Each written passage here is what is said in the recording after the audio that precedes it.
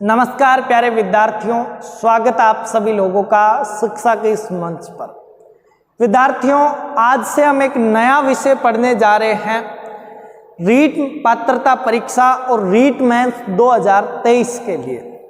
वैसे तो 23 के अंदर रीट मेंस हो चुकी है, लेकिन 2023 वाली जो पात्रता परीक्षा आएगी 23 वाले वर्ष में, उसकी बात करें तो उसके लिए हम जो है अभी पढ़ने जा रहे हैं। हमारा एक टॉपिक है साइकोलॉजी, ये एक विषय है। वैसे तो मुझे पता है बाल विकास आपके जो टॉपिक है वो दिया गया है, लेकिन ये हिस्सा किसका है? ये साइकोलॉजी का हिस्सा है, जिसे हम बोलते हैं मनोविज्ञान। क्या बोलते हैं? मनोविज्ञान।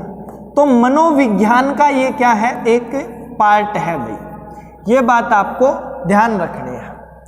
आज हम इसी के अर्थ एवं परिभाषाओं पर जो है बात करेंगे कि मनोविज्ञान का क्या अर्थ होता है और मनोविज्ञान की किसने क्या क्या परिभाषाएं दी गई। देखो, अर्थ से पहले हम लोग जो ये शब्द देखते हैं साइकोलॉजी, यदि इस पे बात करें कि ये कौन सी भाषा का शब्द है, तो विद्यार्थियों साइकोलॉजी जो है एक ग्रीक भाषा का शब्द है। कौन सी भाषा का शब्द है भाई?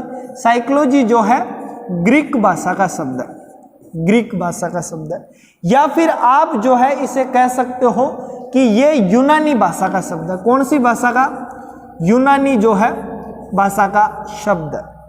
यदि आपको ऑप्शन में ग्रीक या यूनानी दोनों ही नहीं मिलते हैं, तो इसकी जगह आप रख सकते हो कि ये लैटिन भाषा का शब्द है। कौन सी भाषा का?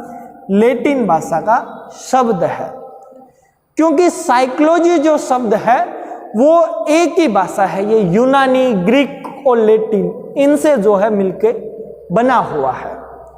हिंदी में हम इसे कहते हैं मनोविज्ञान। यदि बात करें कि साइकोलॉजी शब्द का नामांकन किसने किया, सबसे पहले तो मन में यही आएगा ना आप सभी विद्यार्थियों के कि साइकोलॉजी का नाम साइकोलॉजी किसने रखा। जैसे आप में से कई बच्चे होंगे, नेहा, नेहा का नाम नेहा किसने रखा? तो उसके ऑब्वियसली मम्मी पापा ने ही रखा होगा, या फिर जिसने भी रखा पंडित जी ने, किसी ने भी। तो इसी तरह साइकोलॉजी का जो नाम है वो एक वैज्ञानिक हुए हमारे रुडोल्फ। क्या नाम था उनका? रुडोल्फ गोयलके। रुडोल्फ गोयलके नाम के एक वैज्ञानिक हुए, और इन रुडोल्फ गोयलके जी ने जो है हमारा क्या किया था? सबसे पहले साइकोलॉजी का नामांकन किया था।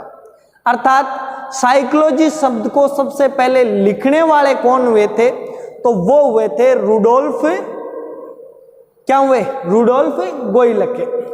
यदि बात करें इन्होंने कहां पे सबसे पहले नाम दिया था, तो इन्होंने एक पुस्तक लिखी थी, और उस पुस्तक का नाम था साइकोलॉजिया। क्या नाम था? साइकोलॉजिया, साइकोलॉजिया।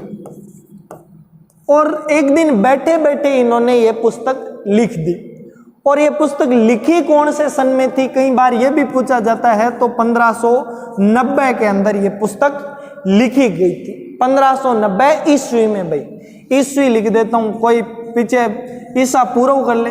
तो 1590 ईस्वी में जो है रुडोल्फ गोयलके नाम का एक वैज्ञानिक था, उसने एक पुस्तक लिखी साइकोलॉजिया नाम की।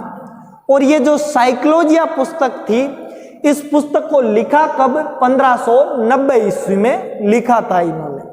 यदि बात करें रुडोल्फ गोयलके जी की, तो इन्होंने ही जो है सबसे पहले साइकोलॉजी नाम दिया था। अब देखो, हमने नामांकन पे भी बात कर ली। अब हम बात करते हैं कि ये जो साइकोलॉजी शब्द है ये किन किन शब्दों से मिलके बना हुआ है। तो देखो, साइकोलॉजी दो शब्दों से मिलके बना हुआ है। एक तो है PSYCHE साइकी, और एक है लोगोस। किस शब्द से? लोगोस। इन दो शब्दों से जो है ये मिलके बना हुआ है। थोड़ा सा इसमें आप लोगों से बात करते हैं।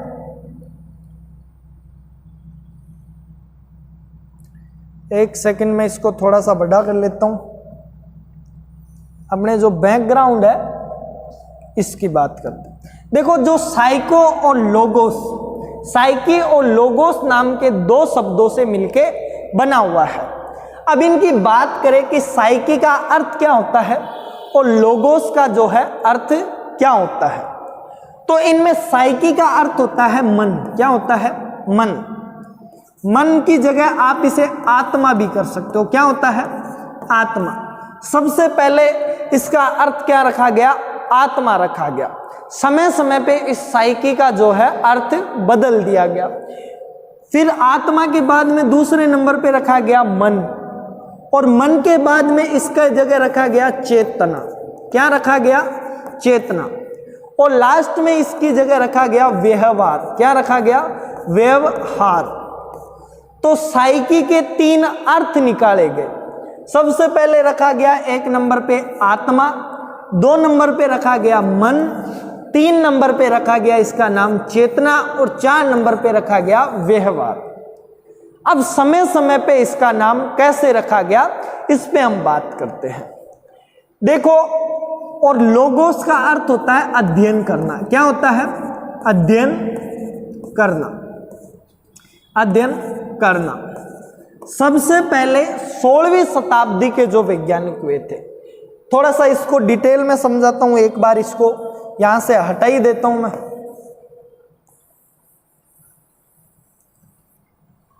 ये क्या हो गया?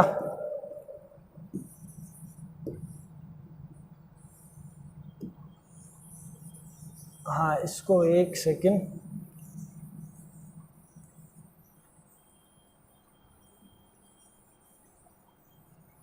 देखो, ये जो साइकी है, क्या? साइकी,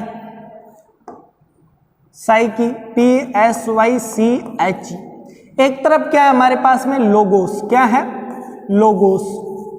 तो ये जो साइकी और लोगोस है, इन दोनों के अर्थ क्या है? साइकी का सबसे पहले अर्थ रखा गया आत्मा। क्या रखा गया? आत्मा। और लोगोस का अर्थ तो हमेशा से ही क्या रखा गया? अध्ययन करना। क्या रखा गया? अध्ययन करना। अध्ययन करना। अब देखो, यहां पे दोनों के अलग अलग अर्थ हैं, परंतु समय के साथ में इनका अर्थ बदलता जाता है। जैसे 16वीं सदी के वैज्ञानिकों ने क्या कहा? देखो, सबसे पहले आई 16वीं सदी। कौन सी सदी? 16वीं सदी। और 16वीं सदी के वैज्ञानिकों ने कहा कि साइकोलॉजी जो है, इसमें आत्मा का अध्ययन किया जाता है। तो यहां पे साइकी का क्या अर्थ रखा गया? साइकी का अर्थ रखा गया आत्मा। तो 16वीं सदी में क्या कहा गया? आत्मा का अध्ययन करना। क्या होता है? अर्थ आत्मा का अध्ययन करना। तो भाई, सबसे पहले देखो, 16वीं सदी के वैज्ञानिकों ने क्या कहा कि साइकोलॉजी अर्थात मनोविज्ञान में व्यक्ति आत्मा का अध्ययन करता है। और इसके समर्थक कौन हुए?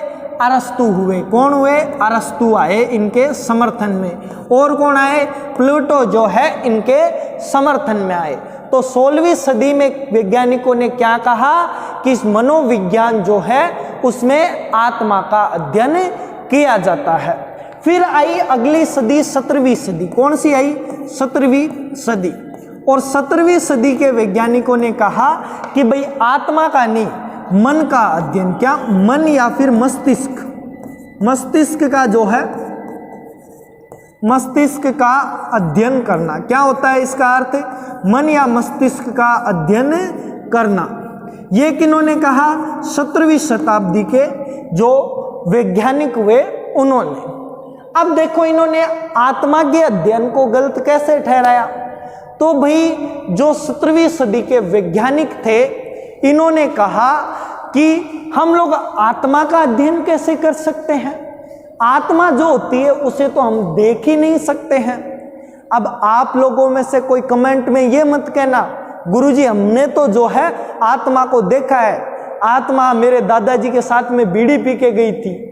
ऐसे तो प्रत्येक गांव में मिलते हैं, प्रत्येक गांव में 2-4 आदमी आपको मिल ही जाएंगे जो कहेंगे सर हमारे गांव में जो है फलानी जी को बीड़ी पी के गई थी, फलाने के साथ में भूत लड़ाई करके गया था, तो उसे हम आत्मा नहीं कहते हैं। आत्मा की बात करें तो 17वीं शताब्दी के वैज्ञानिकों ने कहा कि आत्मा को हम देख नहीं सकते हैं, इसलिए जो आत्मा का अध्ययन है वो नहीं किया जाता। किसका अध्ययन किया जाता है? मन या मस्तिष्क का अध्ययन किया जाता है। व्यक्ति के मन का, किस तरीके का वो व्यक्ति है, उसका मन अच्छा है या फिर बुरा है, इस बात का अध्ययन किया जाता है। फिर आई 18वीं सदी, तो 18वीं सदी के वैज्ञानिकों ने कहा हम आपके साथ हैं। दोनों भाई भाई हो गए। 18वीं सदी के वैज्ञानिक हुए, उन्होंने कहा हम आपके साथ हैं। और इसका प्रबल समर्थक कौन था? तो थॉमस रीड नाम का एक वैज्ञानिक था। कौन था? Thomas read.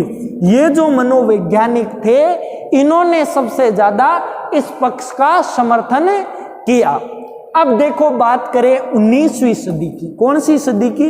19वीं सदी की। तो 19वीं सदी के वैज्ञानिकों ने कहा भाई जो साइकोलॉजी होती है इसमें ना तो आत्मा का अध्ययन करते हैं, ना फिर हम मन या मस्तिष्क का अध्ययन करते हैं। मन तो आदमी का कभी भी बदल सकता है। मन तो भाई आज आप किसी के साथ में बैठ के खाना खा रहे हो, कल को वो आपकी हत्या का मन बना ले किसी बात पे मुनाउट होने पे, तो मन का अध्ययन नहीं किया जा सकता। मन बदलता रहता है। अब अभी मैंने थोड़े दिनों पहले पढ़ा भी था न्यूज पे कहीं कि शराबी मित्र ने पैक कम बढ़ाने पे हत्या कर दी, तो मन तो उसका बदल गया। वैसे मैं शराब का प्रमोट नहीं करता भाई, ध्यान रखना। अब देखो 19वीं सदी के वैज्ञानिकों ने कहा कि मन का अध्ययन नहीं, चेतना का अध्ययन किया जाता है। किसका अध्ययन? चेतना का अध्ययन करना। क्या होता है इसका अर्थ? चेतना का अध्ययन करना, अध्ययन करना। इसका अर्थ क्या बताया इन्होंने? इन्होंने कहा कि जो मनोविज्ञान है उसमें व्यक्ति की चेतना का अध्ययन किया जाता है, अर्थात चेतन अवस्था का। अब बात करें ये चेतना क्या भला है भाई? चेतना हमको पता ही नहीं गुरुजी। तो चेतना जो होती है वो आप सब में होती है, चेतन अवस्था। अब समझ में आया? अरे भाई जब तुम सुबह सुबह लेट उठते हो तो आपको मम्मी पापा कहते हैं राजा उठ जा बेटा, मम्मी कहती है बेटा उठ जा, फिर आप उठते हो, आपकी आंखें नहीं खुलती, फिर मम्मी आपको चाय ला के देती है या फिर आप मुंह धो के आते हो, तब जाके आप पूरी तरह होश में आते हो। तब आपके घर वाले कहते हैं कि बेटा अब बेटे को चेत हो गया। तो वो जो चेतन अवस्था होती है उसका अध्ययन करने का समर्थन कौन सी सदी के वैज्ञानिकों ने किया? 19वीं सदी के वैज्ञानिकों ने इसका समर्थन किया। उसके बाद में आए 20वीं सदी के वैज्ञानिक। कौन सी सदी के? 20वीं सदी के वैज्ञानिक। 20वीं सदी के जो वैज्ञानिक थे इन्होंने कहा कि भाई जो मनोविज्ञान होती है उसमें ना तो आत्मा का अध्ययन होता है, ना मन का अध्ययन होता है, ना ही चेतना का। जो मनोविज्ञान होती है इसमें किसका अध्ययन किया जाता है? इसमें जो है व्यक्ति के व्यवहार का अध्ययन किया जाता है। किसका? व्यक्ति के व्यवहार का अध्ययन किया जाता है। व्यवहार का अध्ययन किया जाता है, अध्ययन किया जाता है। तो ये बात आई समझ में कि चेतना जो होती है उसका अध्ययन नहीं किया जाता, व्यक्ति का व्यवहार कैसा है उसका अध्ययन किया जाता है मनोविज्ञान में। ये कहा 20वीं सदी के वैज्ञानिकों ने।